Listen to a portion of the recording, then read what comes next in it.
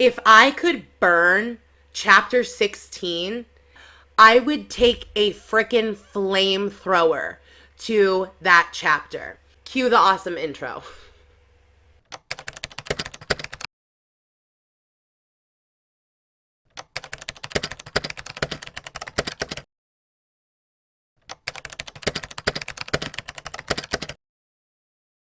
This is the second time filming this video.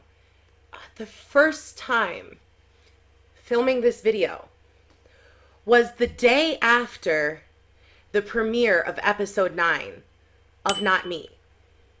If you watch Not Me, you will know why that was an absolutely terrible idea. I decided that I would collect myself, get myself together, and then I would film this video. Come to find out that trailer stills were just released for KINNPORSCHE, the series, and the premiere date has been set for the 2nd of April.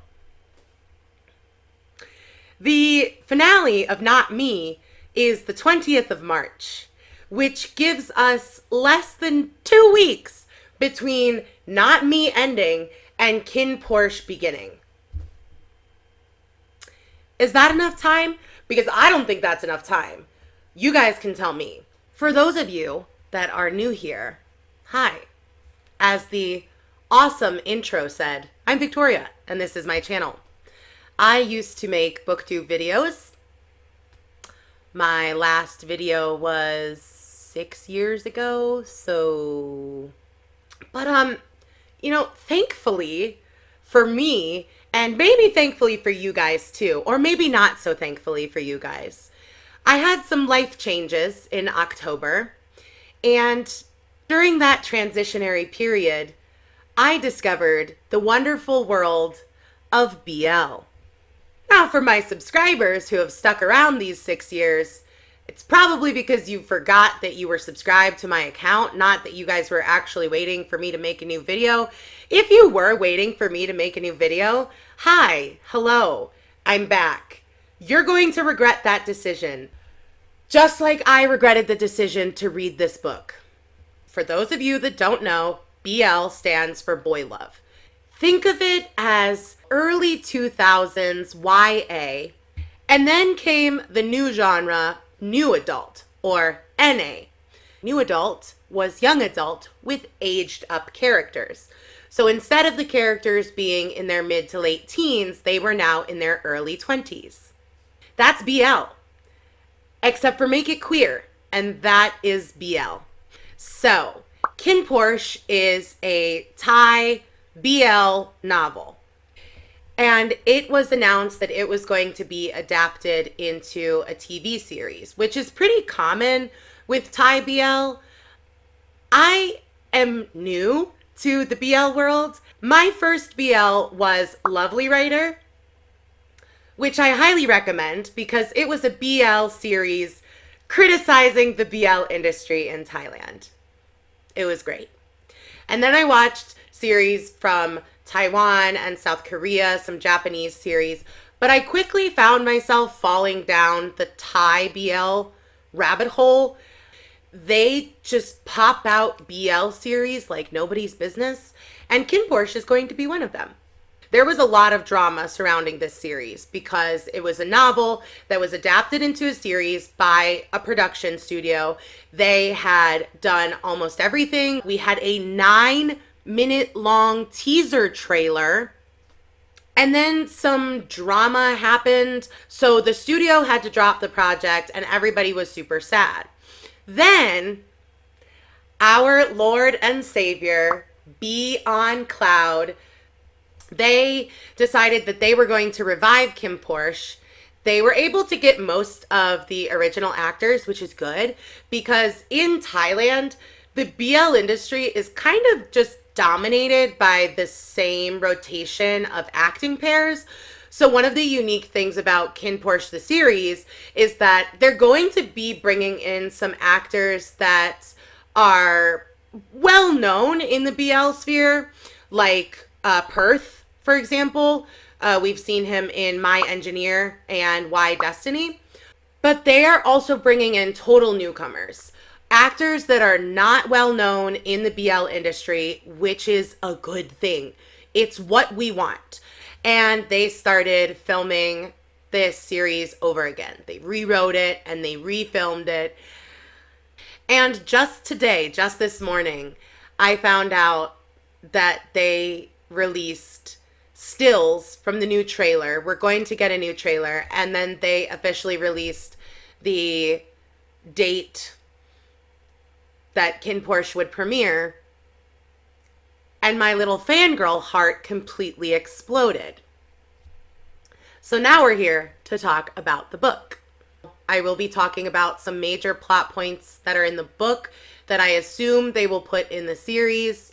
And some of the major plot points may be spoilers for you if you haven't read the book or you don't know about KINNPORSCHE the series. So I totally understand if you just want to walk away right now. That's completely fine. But if you want to stay, I just want to remind you that the subscribe button is right there. Just click it. Because I will be making videos more regularly now that I am down the BL rabbit hole. I'm already cringing thinking about chapter 16, okay? Let me tell you something about chapter 16, okay? If I could burn chapter 16 and the chapters that come after that, I would take a frickin' flamethrower to that chapter. That chapter took KINNPORSCHE book 1 from like a 4.5 star read to 2 stars for me. It was awful,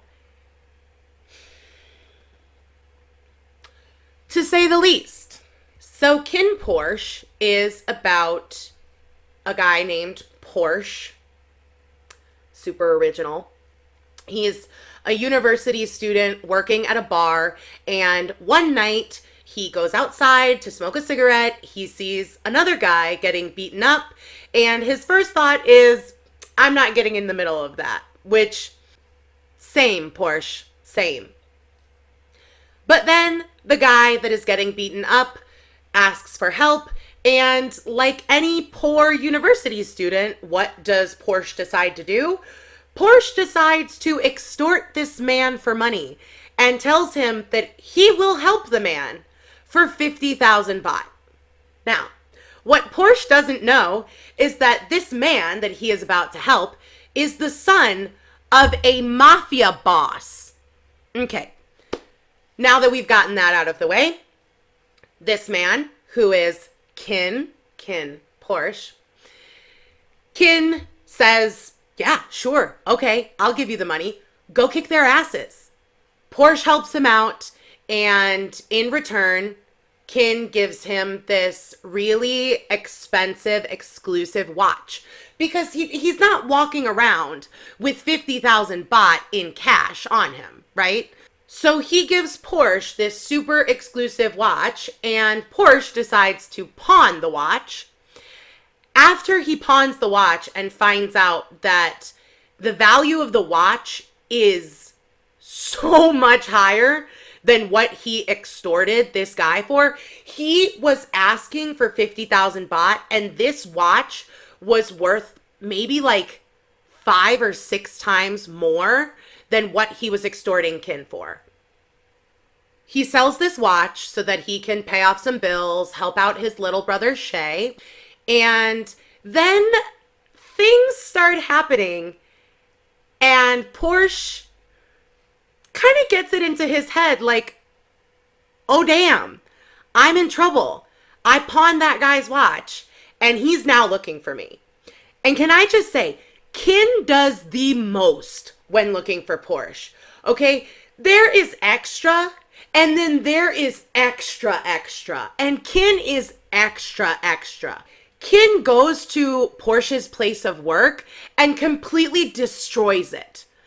And then he tells the owner of that bar that if she does not fire Porsche, that Kin and his crew will come into that bar every single night and just trash it. He's getting guys beaten up. He's trashing bars. The owner of the bar helps Porsche get a new job to protect him. So he starts working at a shop that is really close by. And guess what? When Kin finds out that Porsche is now working at this shop, he tells the shop owner that he will do the same thing to him that he did to the bar owner if he doesn't fire Porsche. And so the shop owner fires Porsche. Porsche is scared, obviously. You extorted him for money. You sold the watch that he gave you as collateral. And now you're being followed. Your place of work is being trashed. The guy, isn't even entering his house through the front door. Porsche is literally, hopping the fence, crawling through windows. He's not turning on lights. He won't let Shay use electricity unless it's to charge his phone. Porsche is terrified, and with good reason, okay? And Kin is doing all of this simply because he wants Porsche to be his bodyguard. So after a little back and forth, we do get to the point where Porsche agrees to be Kin's bodyguard. And this kid literally receives zero training. Nobody bothers to teach him anything. They don't even bother. They're kind of just like, here you go.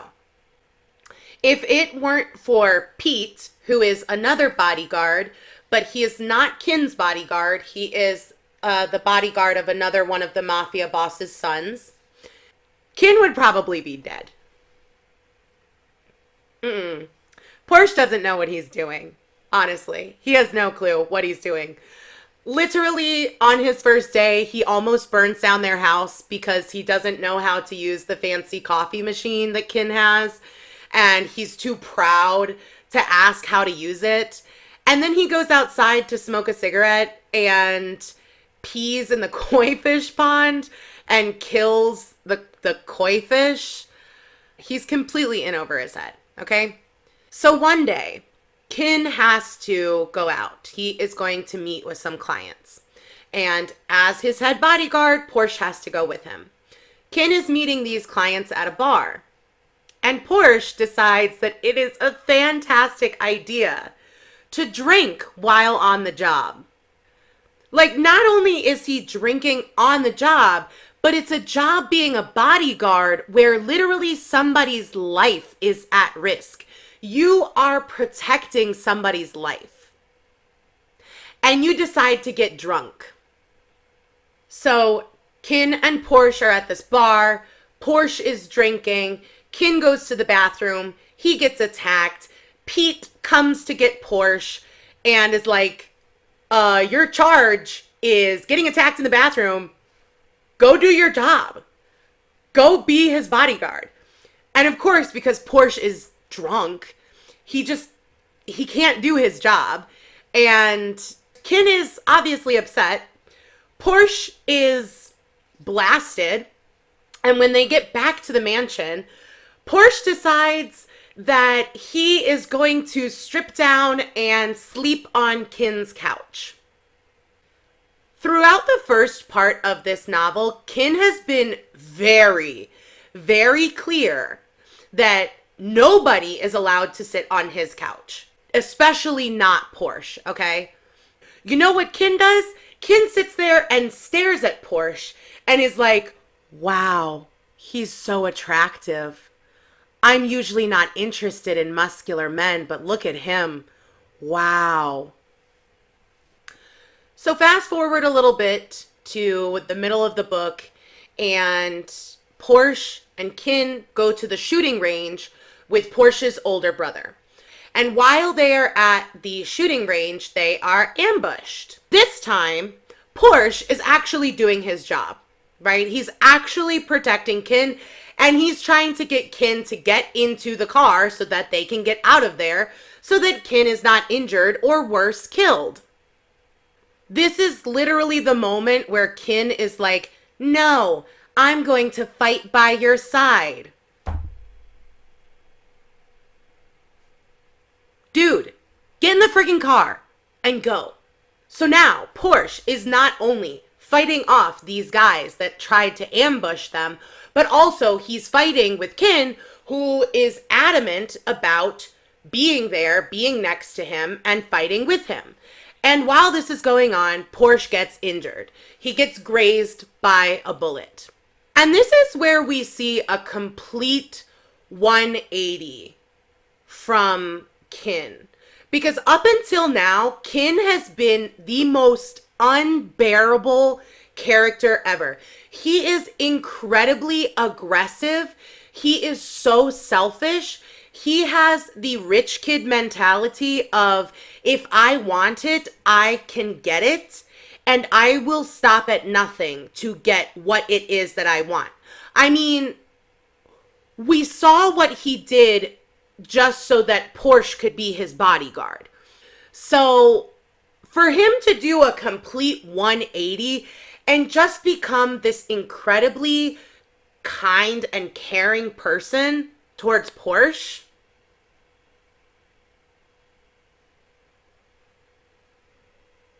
excuse me, what? So some other things happen between the shooting range scene and chapter 16. But let's talk about chapter 16. I hated this chapter so much with a passion. And one of the reasons why I hated this chapter was not because of the dark material. Obviously, this is a story about the mafia. However, in BL, it is quite common, especially for early BL, for them to use non-consensual adult activities to get the pairing together. So before I go into chapter 16 and 17, which is the end of the book, I'm going to go ahead and include a trigger warning right now for those of you that may not be able to listen to what I'm about to say.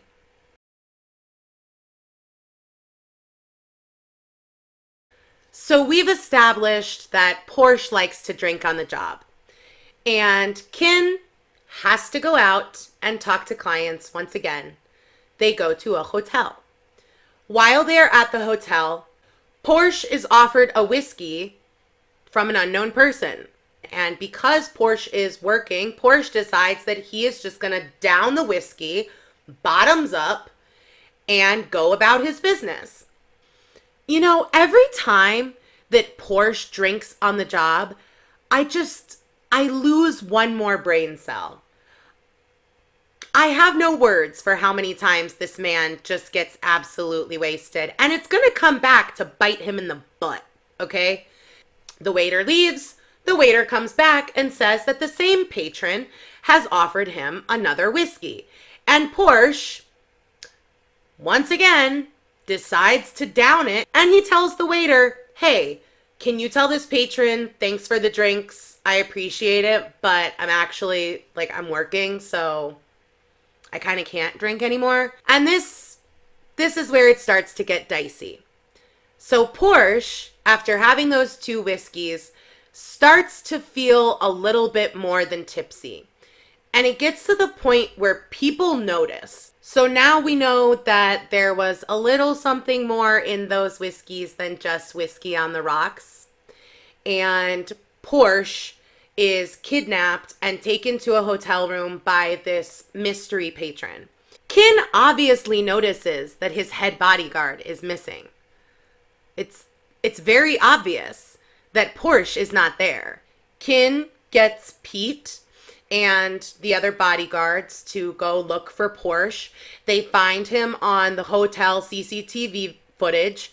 They get to the hotel room where he was taken, and there's no mystery patron at all. It's just Porsche lying half naked on the bed with marks all over his body.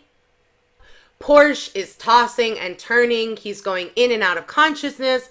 And it turns out that he was given an aphrodisiac. And he starts coming on really strong to Kin. And Kin says, no, I don't want you like this. But Porsche, because this is a BL and because early BL used this trope as a way to get characters together, Porsche becomes very aggressive. So Kin sends everybody out of the room and he starts to pleasure Porsche.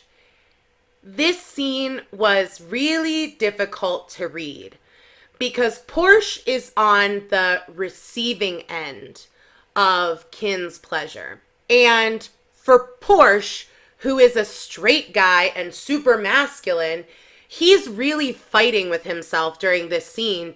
And it's this really toxic, like, inner monologue of, this feels so good, but I'm a man. And they do this all night. All night, okay? To the point where the next morning, Porsche gets up to go to the bathroom and notices that he is heavily bleeding from that area. And they have to take him to the doctor. After this scene, Porsche understandably becomes incredibly depressed, okay? He stops going to his university classes. He stops talking to his friends. He won't get out of bed. He won't eat anything. The only reason why he actually eats is because Shay, his little brother, forces him to eat. And it's at this point that Porsche decides to go to the roof of his house. Then comes this incredibly depressing inner monologue about how Porsche wants to see his dead parents again. He'll do anything and give anything to be able to hug his dead mom again. And not in the way that he wants to bring them back to life. In the way that he wants to bring himself to them. So in order for him to get back to his normal life, he starts really heavily drinking and really heavily partying with his friends. And one night, when he is out with his friends, he goes to the bar. Kin finds him and decides to follow him into the bathroom. He forces him into a bathroom stall, and then there is more non-consensual adult activities. There is more of this inner monologue from Porsche being like, wow, this feels so good, but I'm a man. I shouldn't like this. And Kin sees nothing wrong with this. Absolutely nothing wrong with this. He is perfectly fine because, remember, if he wants it, he can have it. And he wants Porsche. So he's going to have Porsche in whatever way possible. And that is how the book ends. I'm already a few chapters into book 2. And so far, not loving it. Especially after what happened at the end of book 1. But I need to know how Porsche's family is connected to the mafia. So I will continue reading. And lucky for you guys, you will get to experience this dumpster fire with me. Whew! It's okay. We got this. Thank you for watching my first YouTube video in 6 years. Like I mentioned, back in October, I had a really big change happen in my life. And that's when I discovered BL. Nobody warns you that once you are in the BL universe, you are in the BL universe. If you haven't already, please subscribe to my channel. As I mentioned, I will be making more videos as I continue through the KINNPORSCHE series. Right now, I am also reading the novel of A Tale of a Thousand Stars, which is another series that I absolutely adored. I will leave the link to the playlist down below. It is phenomenal. The book is already phenomenal. It is exactly what I needed to kind of lighten up the mood after reading KINNPORSCHE Book 1 and continuing on to KINNPORSCHE Book 2. If you like this video or my madness or the madness of KINNPORSCHE, the first book, please give me a like down below. It is much appreciated. And I don't really know how to end this video. It's been such a long time since I've been on YouTube. I don't have an outro. So, yeah. Just a forewarning, I will be playing with my hair throughout this video. So, if you don't like hair tossing, it's just so soft today. Like, guys, it's so soft. So soft. Unlike this book.